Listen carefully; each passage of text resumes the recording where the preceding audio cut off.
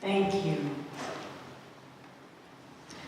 I would like to thank all of you, and especially to President Rosemary, to the Board of Trustees, to the great deans of Starr King, to Sister Gabriella, Brother Chris, Sister Meg.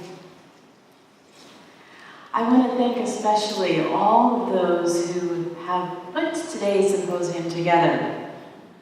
Chris's office has been amazing. And oh my goodness,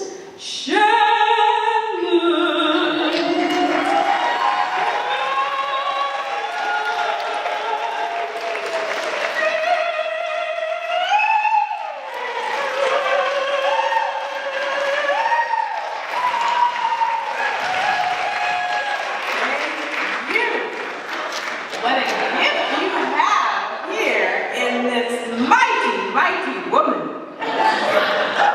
Thank you. Thank you. So many of you have come and worked hard to get to this place this Saturday. There are those who I've known for a long time, including Gabriella, Cynthia, who was we on the piano, Liza, Narissa, and a wonderful dear friend that you have the privilege and honor of having as a faculty member, Sophia.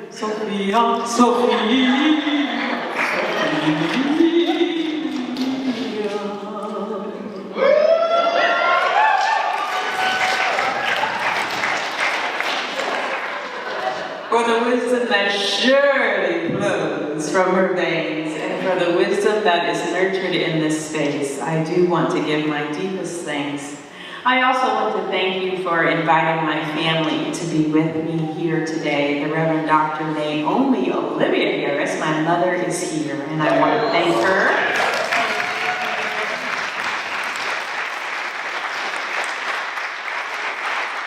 Starr King, you have been working with me over the past several months to give birth to a baby. Yeah. John Asante took his first flight with us yesterday to be here with you. He is my son, John Asante Arberia Harris. I want to thank him at 6 months old for making the journey with me to be here. Thank you, Asante. Thank you very much.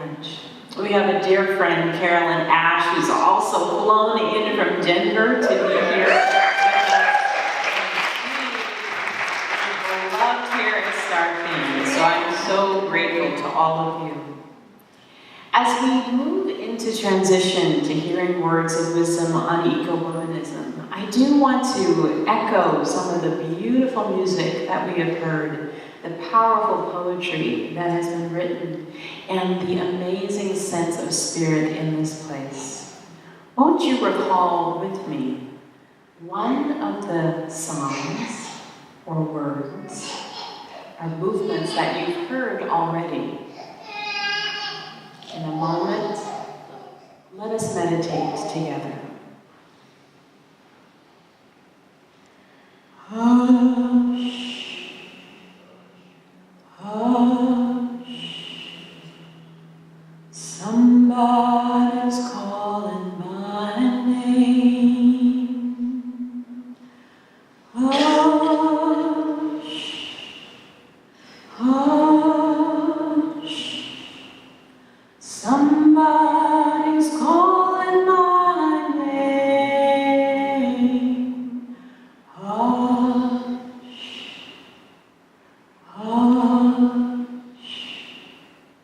somebody's calling my name. Oh my Lord, oh my Lord, what shall we do?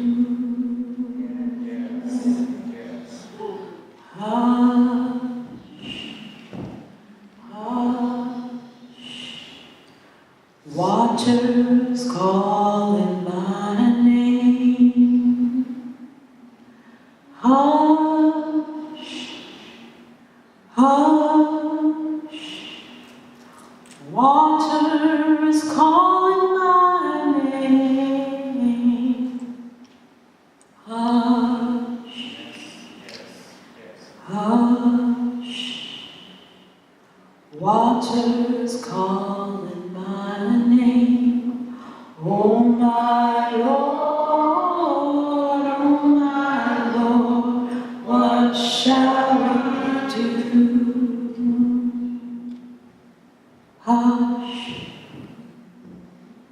Hush, fire's calling my name. Hush, hush, fire's calling my name. Hush, hush, fire's calling my name. Oh my Lord, what shall we do?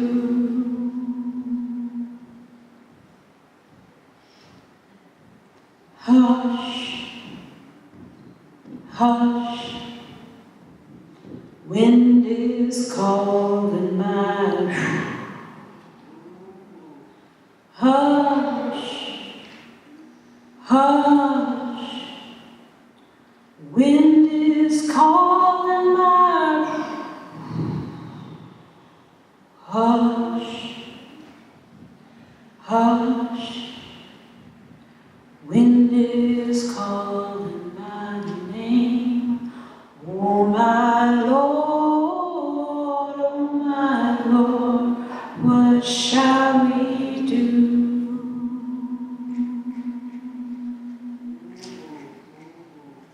Hush, hush, earth is calling our name. Yes, yes. Hush, hush, earth is calling our name.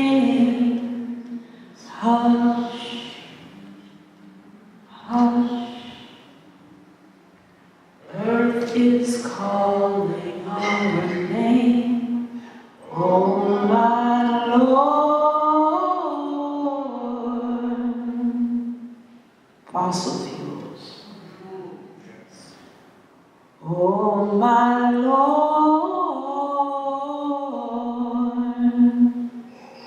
plastic.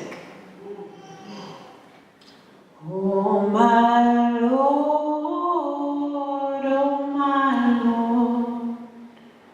what shall we do?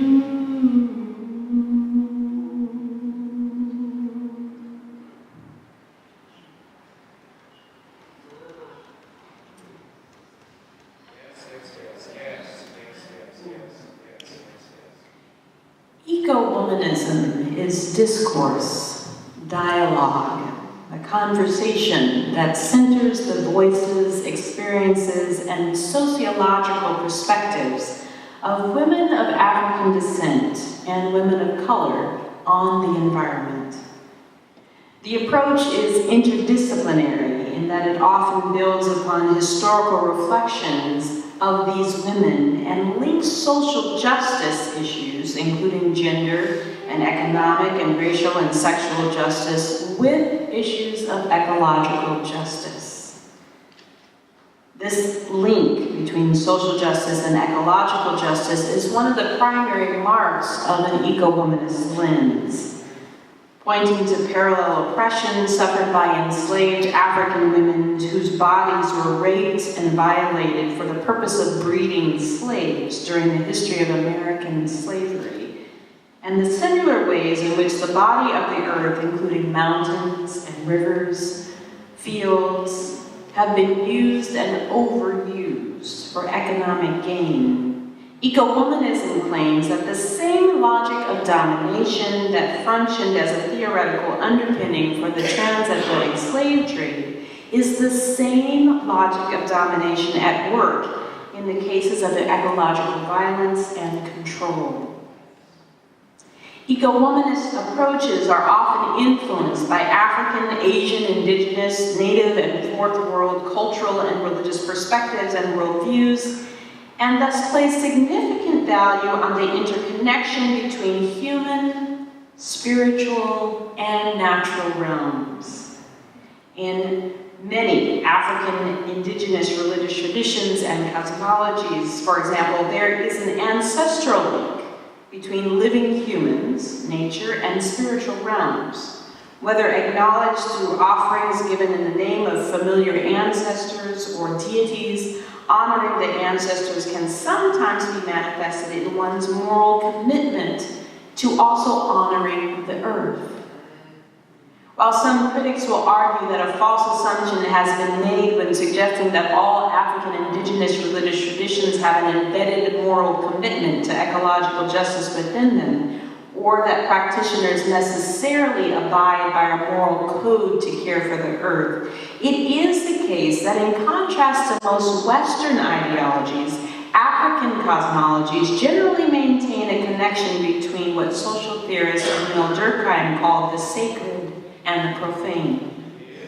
Reflective of what religious historian Charles E. Long recognizes is unique about African and African American religious worldviews, a connection between the religious, the sacred, and the profane. Eco-womanist approaches recognizes all life as sacred. God is inside me, and everything else. What is and ever will be. This passage from the Broadway musical, The Color Purple, by Alice Walker, indicates a kind of opening of the theology and worldview perspective that all is sacred. This includes an embrace of the mystical and mysterious and an understanding of the interconnections of divine, ancestral, and human realms. Ecowomanism also embodies values that suggest that all beings have innate worth and dignity, a deep UU value. It is inherently interdisciplinary and interreligious. But in foregrounding the religious and spiritual aspects of ecowomanism, three questions serve as an entry point for dialogue. Namely, number one, what is the relationship between humans and the earth? Now, anthropocentrism. What do these creation stories, narratives from religious ideas and traditions, or interpretations of sacred religious teachings and texts suggest about the ethic of how we ought to be in relationship with the earth? And third, in light of the urgency of the ecological crisis that we are living in and the impact of climate change now on communities that are most vulnerable, what ought our traditions to be saying about, quote-unquote, taking care of the least of these? Communities that have been most marginalized as a result of colonialism, racism, sexism, and other alienating oppressions. For the purpose of our conversation today, the latter question will serve as a conversation starter. Ecowomanism emerges out of the womanist tradition and therefore focuses on justice. The womanist tradition, as you probably know, really emerged in the late 1960s, early 70s, in the work certainly of Alice Walker, who's the mother of the term womanist. There were so many powerful Black women studying at Union Theological Seminary in New York City, fighting hard to not only be called upon in class, but to also chart the muddy waters of ordination.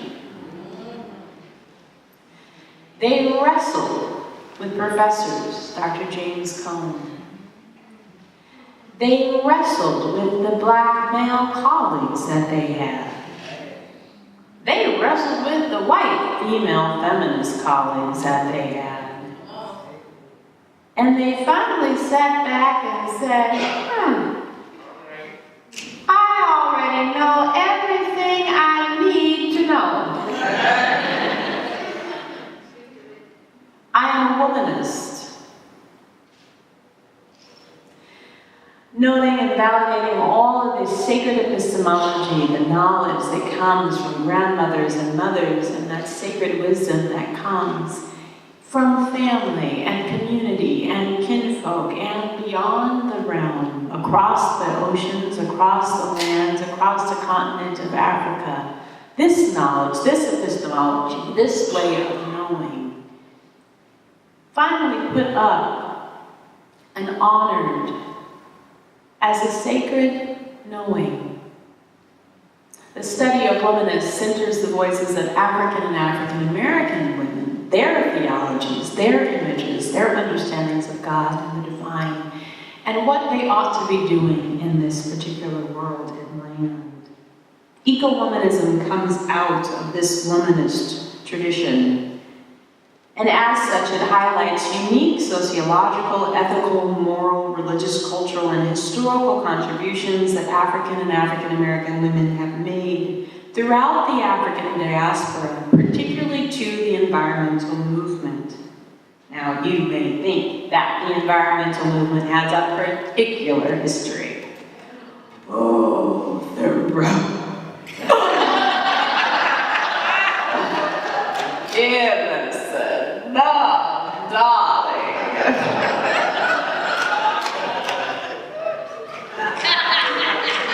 But what of the African and African American pioneers who left the Jim Crow South to go to different places throughout the United States of America, and some even to Ghana and London and Brazil, to carry with them that wisdom of environmentalism? No. African American and African peoples have been involved in the environmental movement since they came to these shores. So let us not be mistaken. It is not just about the darlings. It is about the people. Another distinctive mark of eco-womanism is that, like womanist religious thought, it has a connection between theory and praxis. That is, theoretical foundations in the discourse rely on actual, real, lived practice and everyday experiences of women of color, and especially women of African descent. This attention to the, quote, everydayness of African and African American women's perspectives is articulated well and best by womanist scholar and social ethicist Dr. Emily M. Towns. In the final pages of her book, Womanist Ethics and the Cultural Production of Evil, she writes that ethics from a womanist lens involves critical reflection on the, quote, everydayness of moral acts, unquote. As her poetic verse, critical prose states, this means reflection on, and I quote, the everydayness of listening closely when folks talk or don't talk, to hear what they are saying. The everydayness of taking some time, however short or long, to refresh ourselves through prayer and meditation. The everydayness of speaking to folks and actually meaning whatever it is that is actually coming out of our mouths. The everyday of being a presence in people's lives, unquote. Womanist theory emerges out of this reflection on the practical, everyday, ethical decisions, embodiment of religious and spiritual beliefs, and socio-political actions that inform African and African American women's lives and stories of survival and thriving in spite of facing constant threat and multiple oppressions.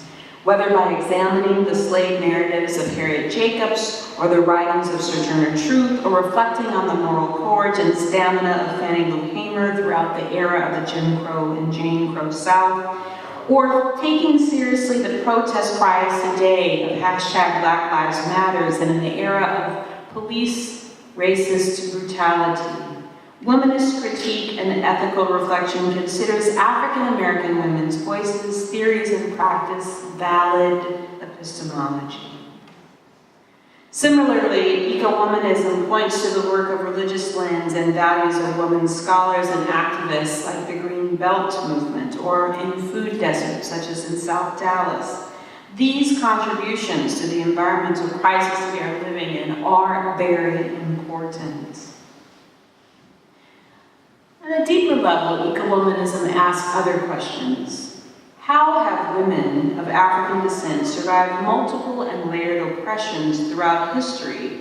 And what forms of spirituality and religion have informed that survival.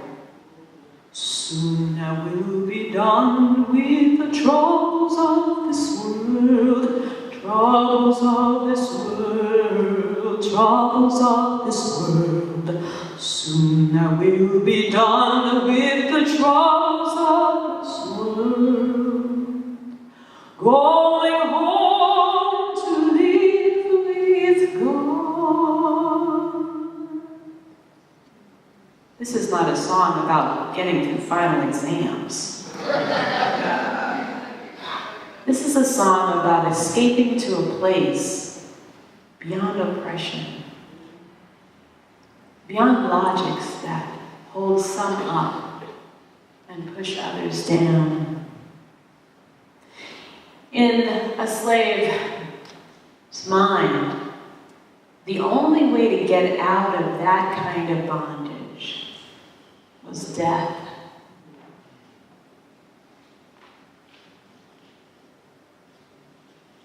For those in our communities, in our world, we know there are those who do believe something similar.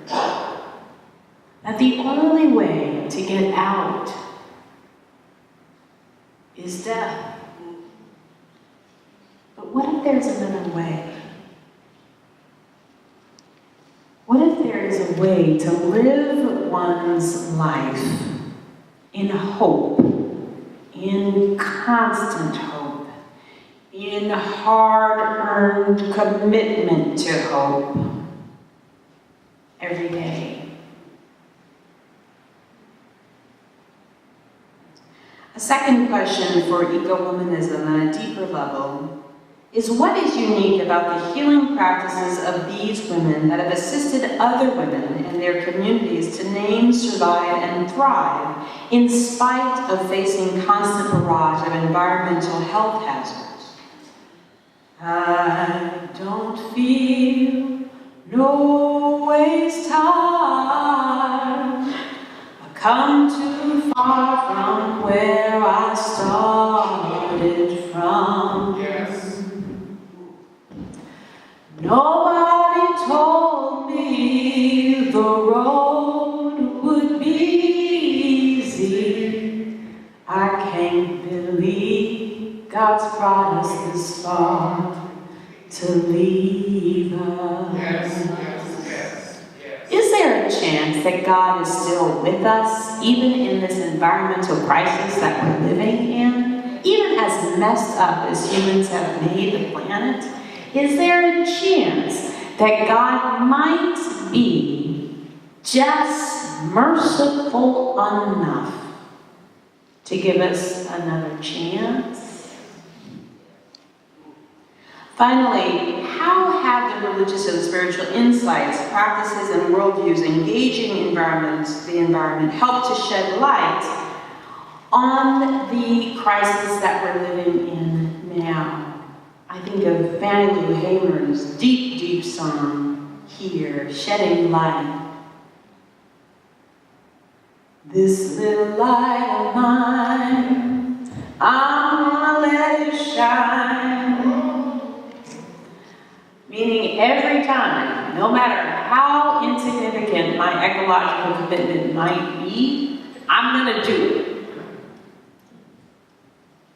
As an interdisciplinary approach, eco-womanism links disciplines such as women and gender studies, feminist theory, queer studies, womanist thought, post-colonial thought, sociology, anthropology, environmental studies with theology and religion in ways that highlight women while also taking seriously the actual voice of the earth. Women globally are among those who contribute the least to climate change but suffer the most from it. Whether from indigenous cultures like the Nanakani people in northern Ghana, where women are taught to live out traditional values to, quote, keep house and home, unquote, but have to walk several miles a day to get clean water, or in rural farming areas throughout Eastern Europe, where women face drought and the issues of family survival every day. Women are often the first to face the hardest realities of climate change. The added layer of grappling with ecological devastation in local communities can put even more pressure on the already overburdened backs of women, according to scholars Elizabeth Shednorf and Janet Mommsen. In their book, Gender, the State, and Different in Environmental Places, the authors suggest that the connections between women, gender, and the environment are crucial to consider when facing the ecological crisis. Both argue that more methodologies need to be developed to take race, ethnicity, class, gender analysis, and environment together into account when examining the impact climate change has on women. The methods can help expose environmental health disparities that are experienced by women in communities of color. It can also suggest constructive steps that have been taken in health and medical communities, reaching out to women and men in communities of color who are deeply impacted by water, soil, and air pollution. In this case, the findings from medical geography and environmental studies are important to the discourse. A discourse of women, gender, and environment that sees not only women as the main victims of environmental degradation, but also the most appropriate participants in environmental programs. The religious lens of eco-womanism also points to earth-honoring faith practices led by women of African descent and gives models of contemplative practices of planetary and self-care. These kinds of eco-spiritual healing practices help women connect the health of the self and the community with the health of the planet. In other words, eco-womanism focuses our connections between Black women's health, spiritualities, and ecological concerns. These connections are imperative to recognize, for as Bell Hooks suggests in her chapter, Touching the Earth, seeing the, quote, correlation between the struggle for collective Black self-recovery and the ecological movement propels us to restore ourselves, the planet, and the balance therein by changing our relationship to nature and to natural resources, unquote. This moral call to engage in earth justice is one that has been echoed in the work of many social activist thinkers and social prophetic voices in the Black women's literary tradition, including Dolores Williams, Emily Towns, Alice Walker, Katie Cannon, and so many more. All of these women scholars highlight a moral imperative for earth justice, as this is embedded in both the womanist tradition and the eco-womanist worldview. A return to Bell Hooks' claim that Black self-recovery is connected to planetary recovery is helpful in setting additional context for eco-womanism. Whether through the work of the NAACP, encouraging people to sign the Clean Air Act, or her story of Dorothy Height and the National Council of Negro Women, an organization that for 4 decades has led initiatives in Black and brown communities that focus on environmental health. Contrary to what you might think or what environmental groups seem to say, the history of environmental action and justice work is well documented in African American communities. Still, as Bell Hooks points out, there is a kind of mystical, if not significance of this connection, helps scholars and activists to recognize the African American eco-memory and the shifts within these memories, the changes of agricultural knowledge that have brought African Americans to this land and then also moved African Americans throughout this land, from the south to the north. For example, the Great Migration. Historians call the Great Migration one of the largest movements of human beings in U.S. history. It spans 6 decades, from 1910 to 1970, changing the lives of 6 million people, and is known to have set a new course for Black life and all of American history. While the beautiful book, The Warmth of Other Suns, does not actually talk specifically about eco-womanism, it is obvious to see how the Great Migration tells the story of African American eco-memory. Eco-memory refers to the collective and individual memory of the earth and relationship to and with the earth. Agricultural knowledge brought to the Americas from Africa, as well as the knowledge developed by enslaved Africans over generations of planting cotton, rice, tobacco, and other crops on southern plantations, are all examples of eco-memory. Another example of eco-memory is knowledge of the environment shared by those who were enslaved trying to escape the South to get to the North. The queen of this, of course, is Harriet Tubman.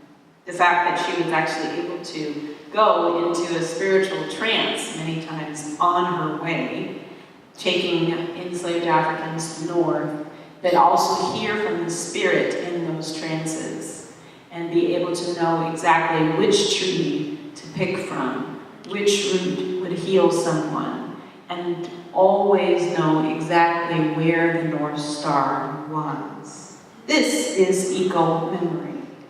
The hope and actual guiding light of the North Star is referred to in many slave narratives and serves as a primary example of how slaves made it, how they uncovered this eco-memory in times of crisis. Do you know where your North Star is? It's January. It's a new year. Where is your North Star? Returning to the reference to the Great Migration as the first kind of Great Migration, there is a sense in which the memory that we can uncover from these kinds of migrations is historical document, really helpful information for those of us mapping out how to be in proper relationship with the earth today.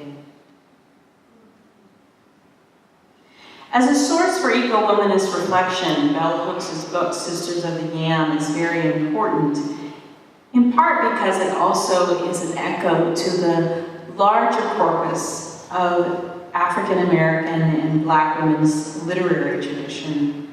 Whether through the work of Toni Morrison or Alice Walker, Hooks continues to remind us that it is a literary art that has always served as a primary conversation partner in the work of Black self-recovery and earth care.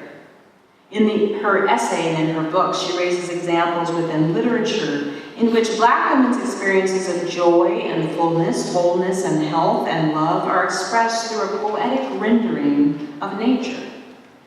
Remarking upon how important it is for Black women's wholeness and health to consider the deep spiritual, emotional, historical connection that Black women and Black people have with the earth, Hooks notes that we are living in a time when we need to be reminded of our eco-history, our connection with the earth.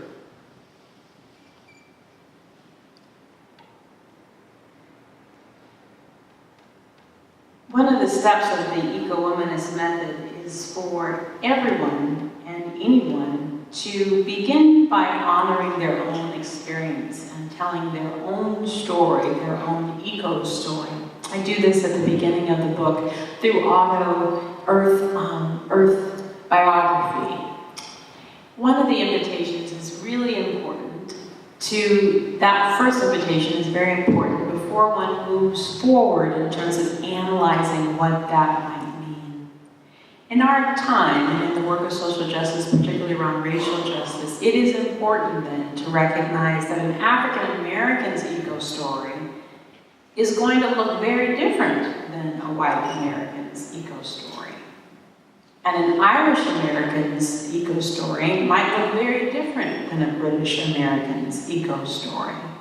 If you were to go back at least 3 generations, the second step of eco-womanism is important. But if you don't do the first step of actually honoring where and who you are, then even the best conversation in racial justice is stunted.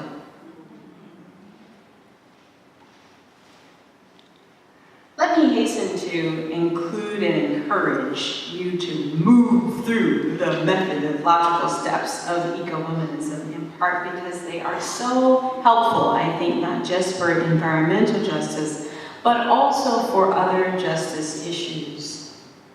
We have work in Dallas where I have become a very, very important member of a particular congregation there, Friendship West Baptist Church in Dallas, where we've actually learned the importance of using Black church land, the side of the parking lot, and transforming it into a garden, and reigniting the connection to the earth, literally through the process of gardening.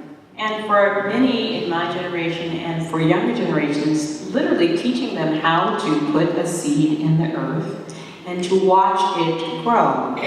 Can you believe we're living in a time where people really still believe that oranges come from the grocery store? Oranges. These are people in California. Come from the grocery store. What radical work it is still in our denominations and in our churches to teach children that food does not come from the grocery store. And what a gift of stewardship it would be if we would actually plant a tree and watch it grow for more than 20 years. Amen. One of the gifts, I think, also from Friendship West is the kind of contemplative practices that emerge from this kind of work of farming and church land, using church land for this particular purpose. What we've found is that there really is a kind of spiritual anointing that comes into children's and adults' experience of being with the earth, of actually having their hands in the dirt. Now, some have often considered this in a Christian community, in a Baptist community, a little mystical. It's not like Jesus met you in the garden and gave you the Holy Spirit and let you speak in tongues. But there is something sacred that the earth speaks. Not in Mark, Matthew, Luke, or John, but actually in the earth's own voice.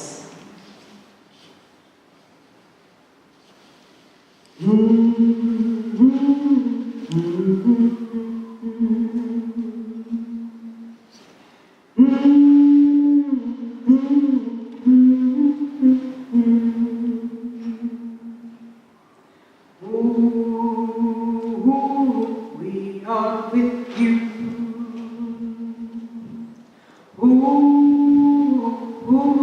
We are with you.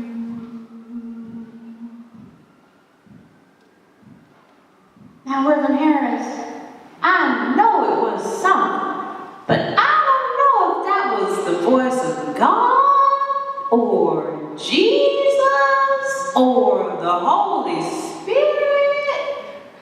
It sounded like my mom.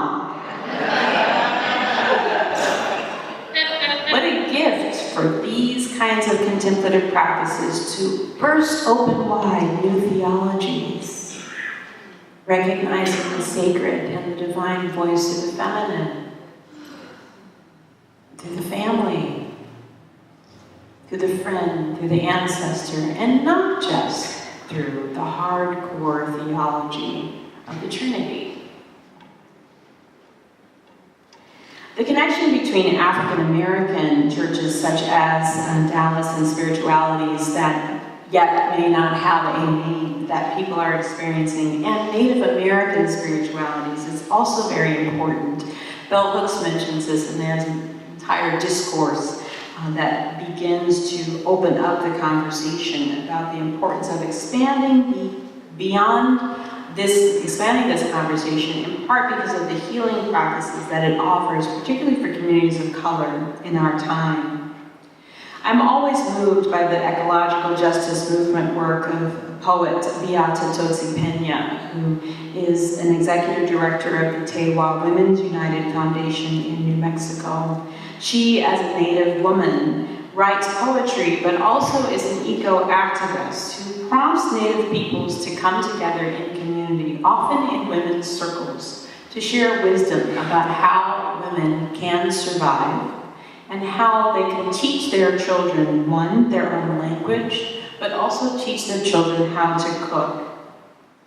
The fact that she, as a Native woman, was willing to see my own lineage as an African American, but also someone who has Cherokee blood and Blackfoot blood.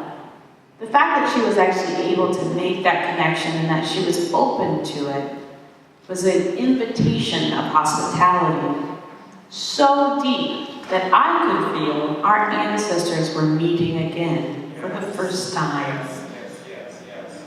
Oh, that we could get to a place where upon seeing each other, we could smile and notice, oh, our ancestors are meeting again for the first time. In many African indigenous religious traditions and in many Buddhist traditions, it is appropriate upon seeing someone you know, but also meeting a new person, to bow.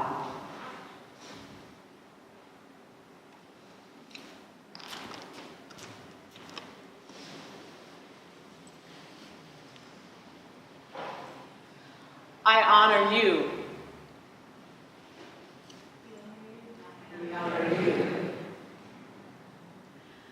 I honor the earth within you.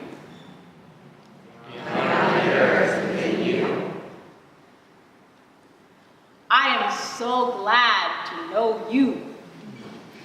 We are so glad to know you. For I do believe together in these moments, our ancestors are meeting again for the first time.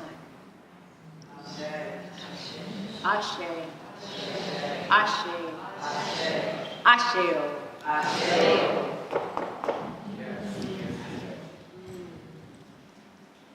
Thank you.